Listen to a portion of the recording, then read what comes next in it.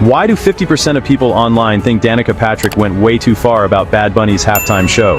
This isn't just another celebrity Twitter spat, this is a full-blown culture clash that's got everyone from sports fans to music lovers picking sides.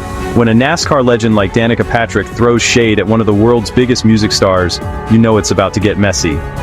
But what exactly did she say, and why did it strike such a nerve? Let's break down how a single halftime show performance turned into a national debate about music, language, and what it means to be American in 2024. Why is a NASCAR icon trending with a reggaeton superstar? It's not every day you see the worlds of high-speed racing and Latin pop colliding on your timeline, but that's exactly what happened after the Super Bowl, when Danica's comments about Bad Bunny's halftime show sent shockwaves through social media. Suddenly, hashtags like Danica vs Bad Bunny and Super Bowl Showdown were everywhere, and everyone had an opinion. The story quickly snowballed, with sports blogs, music magazines, and even mainstream news outlets picking up the drama. It was the kind of viral moment that had people glued to their phones waiting to see what would happen next. Why did this year's Super Bowl halftime show break the internet? Well, for starters, Bad Bunny's performance was a spectacle. Think fireworks, dancers, and a set list packed with his biggest Spanish-language hits. The energy in the stadium was electric, and millions of viewers at home were on their feet, dancing along. But not everyone was feeling the vibe. For some, it was a breath of fresh air, a sign that the NFL was finally embracing the diversity of its audience. For others, it was a jarring departure from the classic rock and pop acts they'd grown up watching.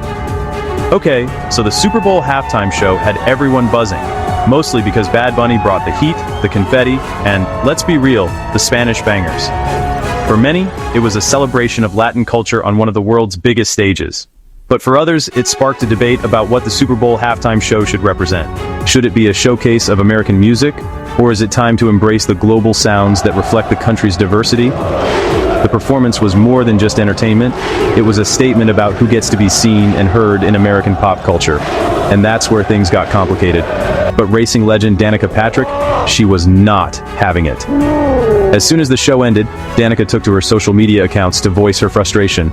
She didn't just say she didn't like the music, she questioned whether songs in Spanish even belonged at the Super Bowl. Her words hit a nerve, and the backlash was immediate. Danica's post wasn't just a casual opinion, it was a direct challenge to the NFL's decision to spotlight a non-English speaking artist. She argued that the Super Bowl is an American tradition, and that the halftime show should reflect that by featuring music in English. She jumped on social media and said, "No songs in English should be allowed at one of America's highest-rated TV events." The post quickly went viral, racking up thousands of comments, retweets, and of course, memes. Some people agreed with her, saying the Super Bowl should stick to English-language performances. But for many others, her comments felt out of touch with the reality of America's multicultural audience. The backlash wasn't just about music, it was about what it means to be American, and who gets to decide what American culture looks like.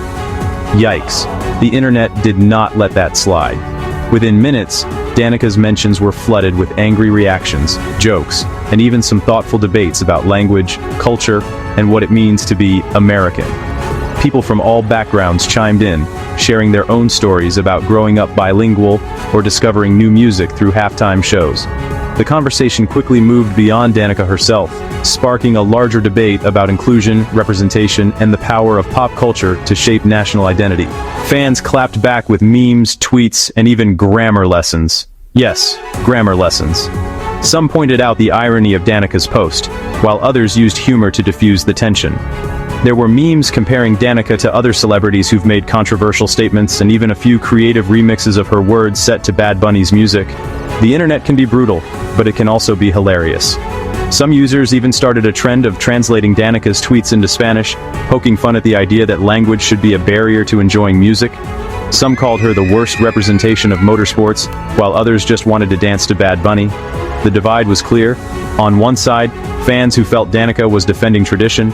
On the other, those who saw her comments as exclusionary. Even within the motorsports community, opinions were split. Some longtime fans defended her right to speak her mind, while others said she was out of touch with the sport's increasingly diverse fan base. The debate spilled over into racing forums and fan groups, with heated arguments about whether sports figures should weigh in on cultural issues at all. Meanwhile, the NFL doubled down, saying Bad Bunny's global appeal is exactly why they picked him. Plus, celebs like Jay-Z and Bruno Mars backed him up. The league released a statement highlighting the importance of representing all fans, not just those who speak English. They pointed out that the Super Bowl is watched by millions around the world, and that music is a universal language. For the NFL, booking Bad Bunny wasn't just about ratings, it was about making a statement. The league emphasized that the halftime show is meant to unite people, not divide them, and that embracing artists from different backgrounds is part of that mission.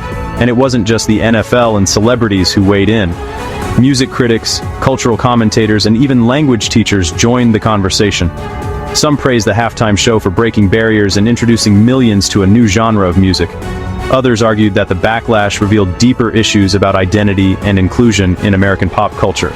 The debate even made its way into classrooms, with teachers using the controversy as a way to talk about language, culture, and the power of music to bring people together, or drive them apart. So here's the question. Was Danica just saying what some fans are thinking, or did she totally miss the point? Is the Super Bowl halftime show about tradition, or is it about reflecting the changing face of America? And when a celebrity speaks out, do they have a responsibility to consider the impact of their words?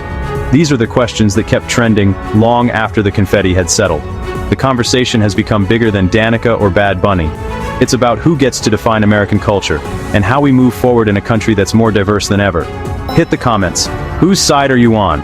Are you Team Danica, Team Bad Bunny, or somewhere in the middle? Do you think the Super Bowl should stick to English language acts? Or is it time to open the stage to artists from around the world? Let us know what you think, and don't hold back. We want to hear all sides. This is your chance to weigh in on one of the biggest pop culture debates of the year. Whether you're a diehard sports fan, a music lover, or just someone who loves a good internet feud, your voice matters. Don't forget to like, subscribe, and maybe brush up on your Spanish. Whether you're here for the music, the drama, or just the memes, one thing's for sure. The Super Bowl halftime show will never be the same. Thanks for watching, and stay tuned for more pop culture showdowns. And remember, the next viral moment could be just one tweet away.